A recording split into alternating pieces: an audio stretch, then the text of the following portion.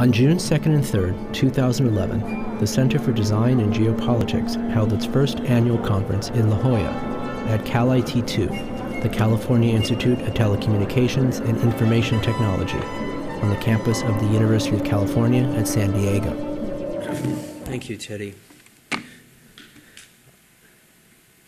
Next is Jordan Crandall. I've been friends with Jordan for a long time, and Jordan is an interesting. I think one of the key innovations of Jordan's work, in a way, is the way he navigates the role of artist and theorist in ways that are, I think, unique, but of which we will see more of an artist who has a thriving artistic practice, but also was also a certainly accomplished theorist in his own right. Jordan recently was awarded the Willem Flusser Theory Award at Ars Electronica, which we're very sort of pleased with. A lot of Jordan's work continues to have to do with the role of identity, the role of how vision in particular is and the institutionalization of vision, the construction of particular forms and programs of vision makes possible particular kinds of social identities, cultural identities, and particular identities of the body. And I think this is where the entry point into this discussion is most explicit. The second really is, one of the key transformations of what Lev calls the software society is the movement from an historical moment in which the key organizations of bodies in space, the stacking and hierarchies and segmentations and mobilizations, has been done by physical partitions. And increasingly, the work that we used to ask of architecture is work that we now ask of software, and the organization of bodies and movements, and those institutionalizations of vision's identity in soft spaces.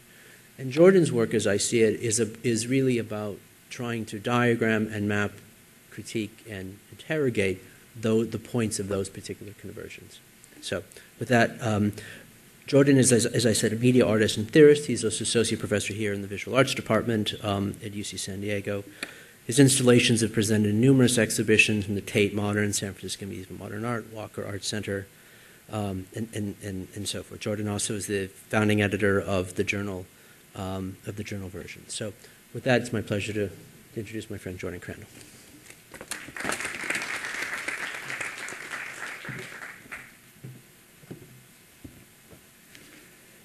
Thank you, Benjamin. My talk today is called Ecologies of the Wayward Drone.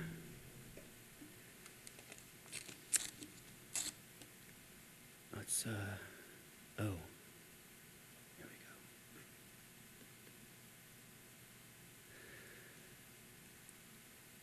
we go. Just after sunset, on a clear evening last winter, a Mexican drone entered Texas airspace and crashed into a backyard in El Paso.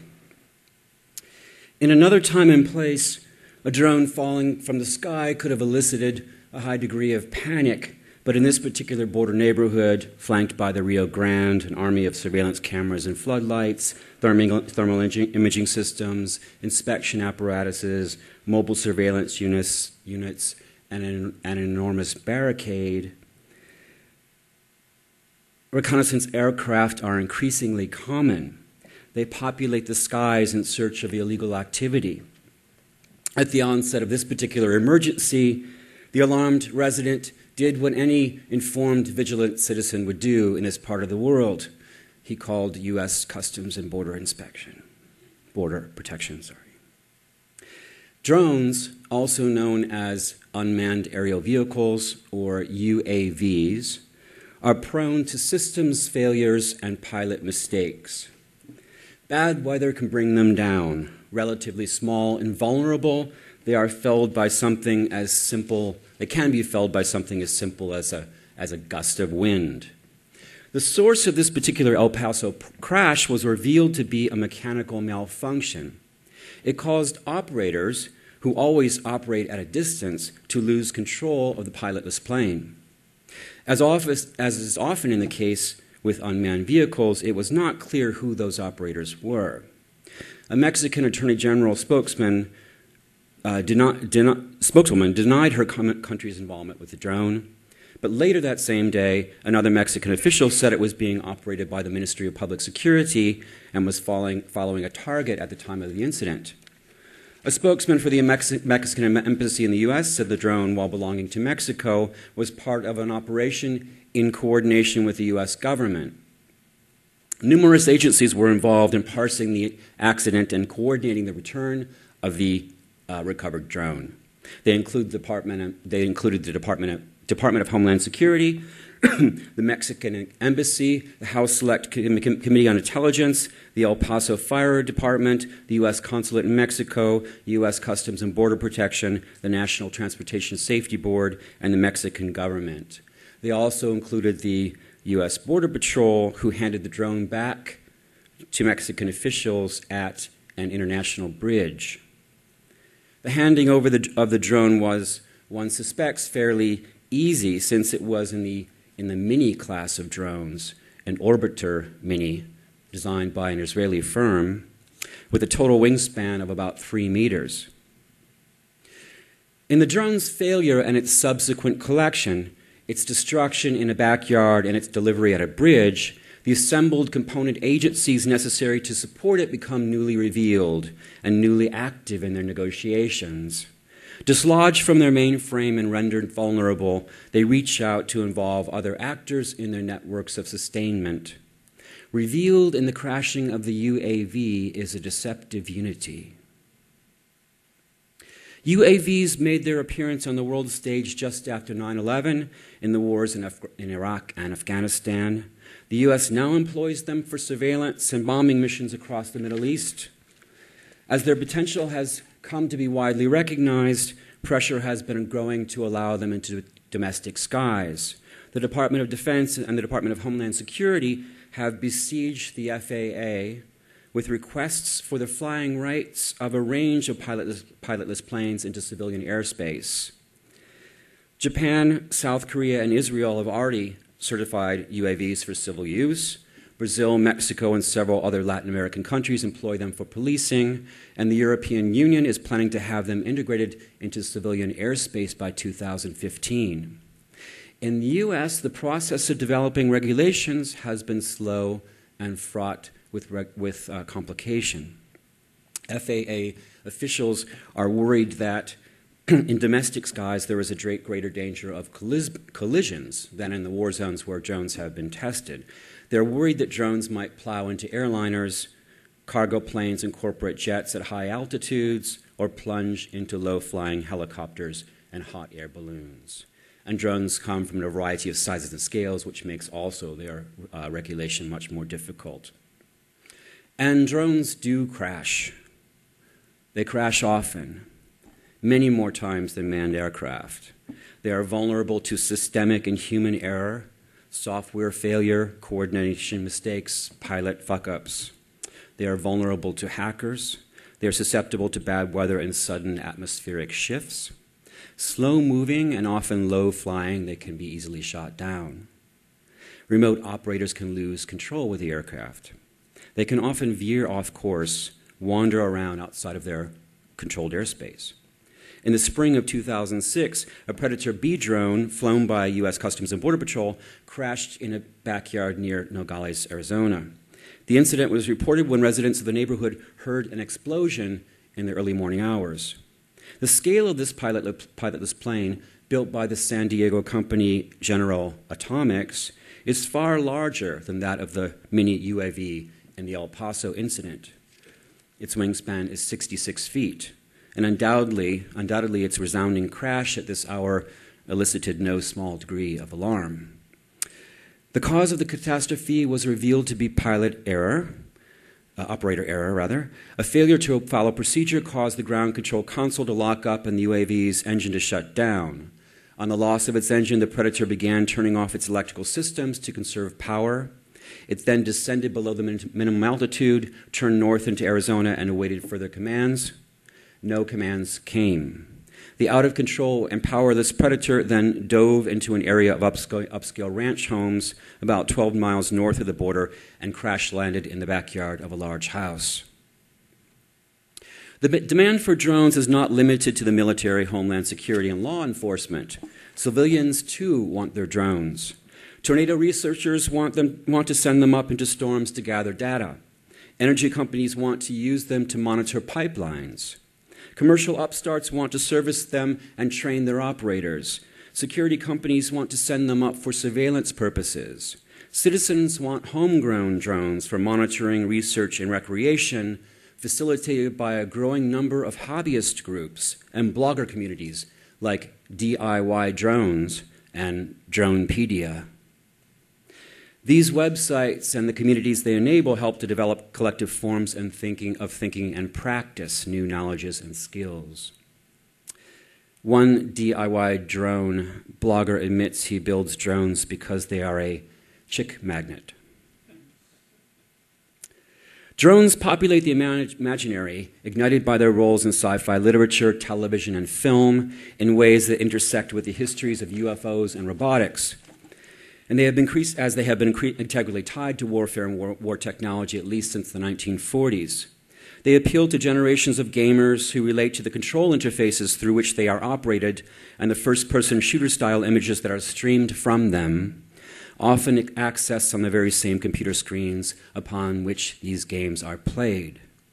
Flying a drone is like playing a game, and drones often populate games. Military R&D, often outsourced, involves many of the same companies that design commercial games, especially as used for training simulations, and as in many aspects of an increasingly privatized military industry, there is a revolving door among personnel across the public and private sectors. For the drone aficionado of all sorts, drones are curious, kick-ass, and cute, a potent combination of menace and allure, and in this combination, one might embody in them the workings of the sacred or the sublime. Hence the erotic potential of the image of the shiny drone glowing against a clear blue sky, as well as the smashed one twisted amongst the desert brush. As there are entire websites devoted to its status as a fetish object, there's a growing body of interest in its destruction and disappearance. Drone crash lore. Woven around the accident and its aftermath is the inevitable corporate and national spin.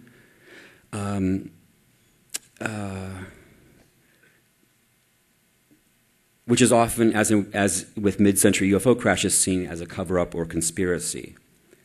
As with many news reports, intentions are interpolated in ways that conform to one's own beliefs, and in a world of viral media, even reports that seem ridiculous are given legs. Drones are also flown by vigilante groups such as the American Border Patrol, who purport to assist the Border Patrol in the detection and apprehension of illegal activity, while also operating as government watchdogs.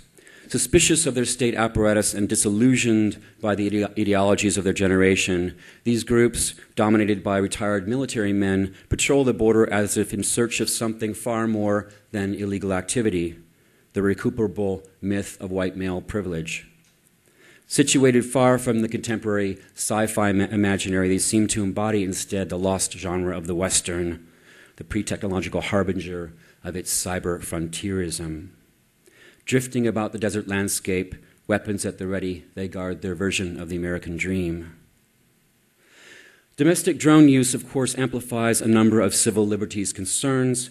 Allowing unmanned aircraft to fly in the U.S. expands the government's ability to surveil its own citizens. And while domestic drones are not presently armed, they can be easily outfitted with weaponry, as they were after 9/11. By some estimates, America's drone strikes abroad have killed more than 500 people with little or no accountability. Yet, in spite of these concerns, guarding the Mexican border is understood to be paramount to U.S. national security, and the practicalities of domestic security loom large. There are a limited number of Border Patrol agents available to patrol the entire 2,000-mile stretch. Politicians do not want to appear soft on border security. They argue that UAVs could operate as force multipliers. According to Homeland Security, they have proved their effectivity. In the last 5 years, they've helped to intercept 40,000 pounds of drugs and 7,000 illegal immigrants.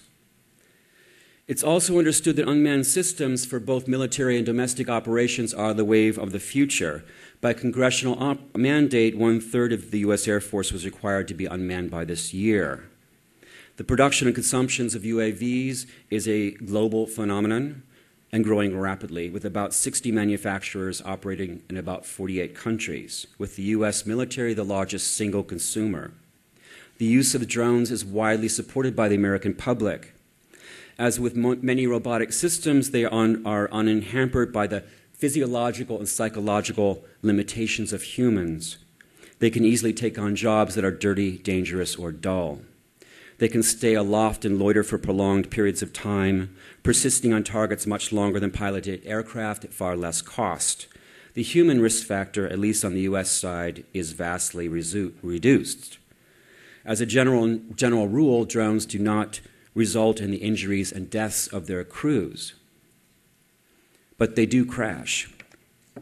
Drones have plunged into the Mojave Desert, crashed into a Sunni political headquarters in Mosul, nosedived into the Wales airport runway, struck power lines and cut off power in Alberta, Canada, vanished into Pakistan's tribal region in North Waziristan, plummeted into uninhabited terrain near Ghazni, Afghanistan, and the Indian-Pakistani border, collapsed into the Gaza Strip, ditched into the Iraqi countryside, and rolled with scrub brush across the rough desert terrain near Indian Springs, Nevada.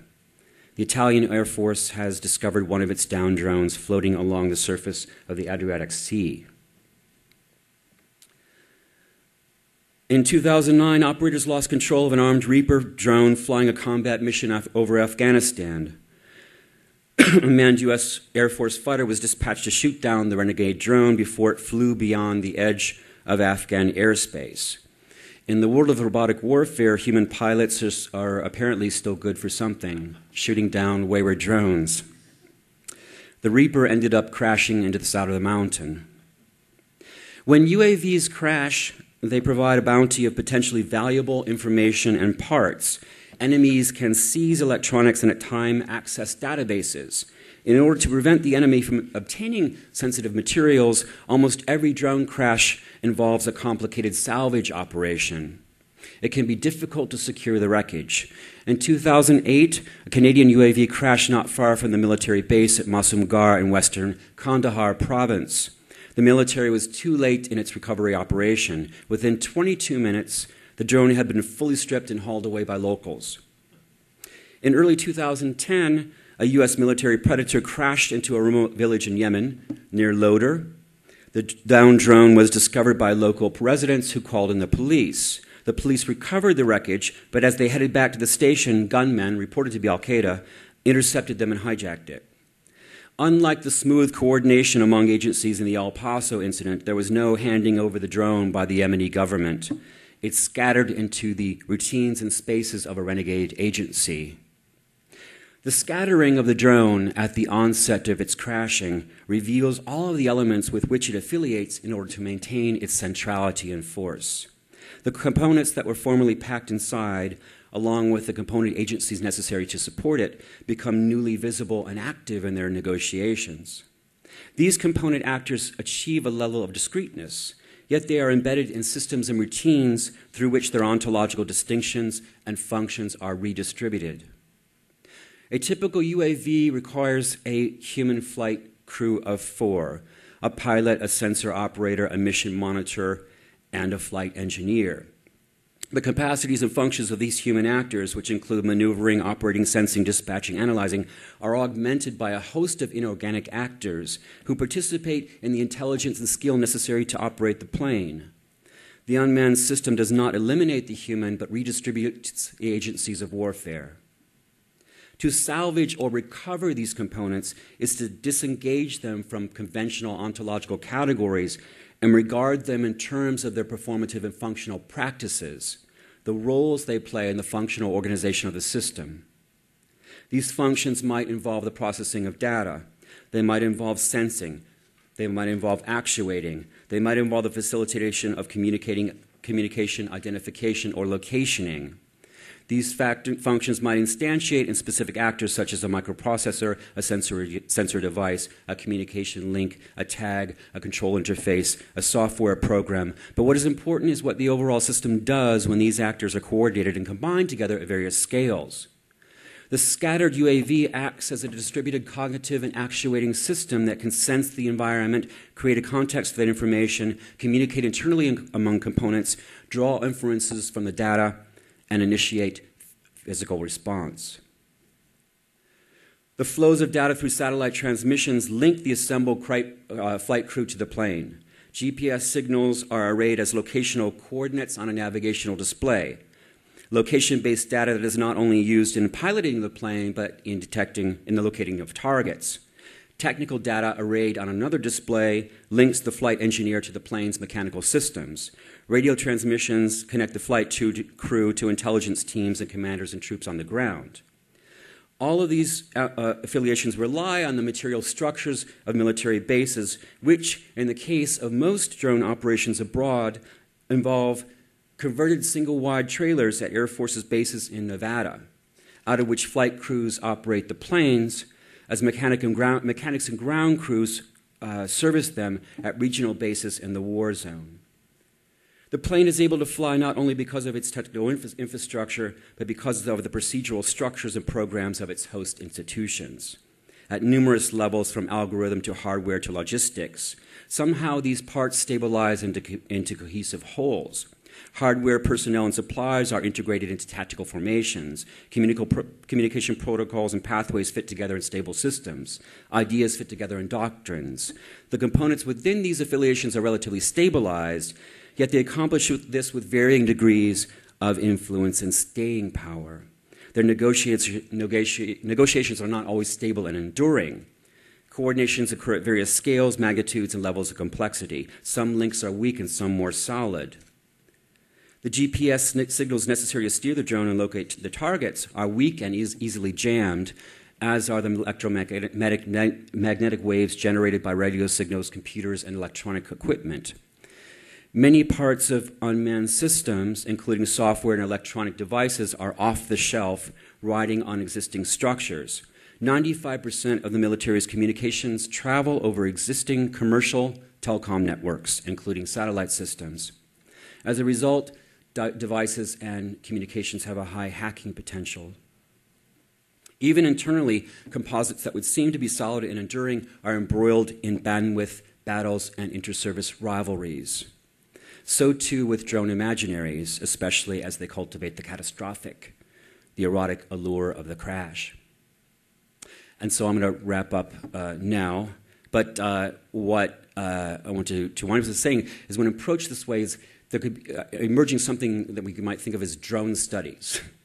But it would be a kind of salvage operation involving a recovering of the drone's component parts, a recuperation of its sensitive materials in ways that helped reveal the affiliations in which the drone is embedded, its material systems and programs, while at the same time opening up the possibility that these can be hijacked, retooled, appropriated into new patterns of use.